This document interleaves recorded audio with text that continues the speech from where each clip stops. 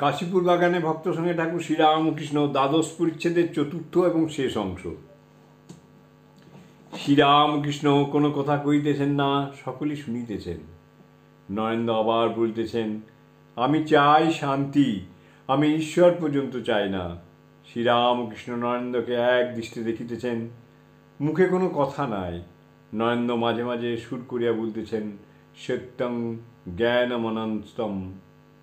রাত্রি ৮টা, ঠাকুর শয্যাতে বসে আছেন, দু একটি ভক্ত সম্মুখে বসিয়া। সুরেন্দ্র অফিসের কার্যশয়া ঠাকুরকে দেখিতে আসিয়াছেন, হস্তে চারিটি কমলা লেবু ও ২ ছড়া ফুলের মালা। সুরেন্দ্র ভক্তদের দিকে এক একবার ও ঠাকুরের দিকে এক একবার তাকাইতেছেন, আর হৃদয়ের কথা সমস্ত বলিতেছেন।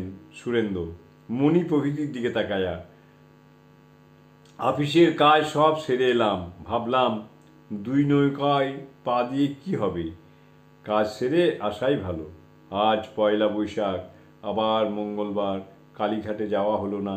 ভাবলাম যিনি কালী ঠিক চিনেছেন তাকে দর্শন করলেই হবে। ঠাকুর শ্রীরামকৃষ্ণ ঈষৎ হাস্য করিতেছেন। সুরেন্দ্র, গুরু দর্শনে সাধু দর্শনে শুনেছি ফুল ফল নিয়ে আসতে হয়, তাই এগুলি আনলাম। আপনার জন্যে টাকা খরচ, তা ভগবান মন দেখেন। কেউ 1টি পয়সা দিতে কাতর, আবার কেউ বা 1000 টাকা খরচা করতে কিছুই বোধ করেন না। ভগবান মনের ভক্তি দেখেন, তবে গ্রহণ করেন। ঠাকুর মাথা নাড়িয়া সংকেত করিয়া বলতেছেন, তুমি ঠিক বলেছ। সুরেন্দ্র আবার বলতেছেন, কাল আসতে পারি নাই সংক্রান্তি, আপনার ছবিকে ফুল দিয়ে সাজালুম। শ্রীরামকৃষ্ণ মণিকে সংকেত করিয়া বলতেছেন, আহা কি ভক্তি। সুরেন্দ্র, আসছিলাম, এই 2 গাছা মালা আনলাম, 4 আনা দাম। ভক্তেরা প্রায় সকলেই চলিয়া গেলেন। ঠাকুর মণিকে পায়ে হাত বুলাইয়া দিতে বলতেছেন ও হাওয়া করিতে বলতেছেন।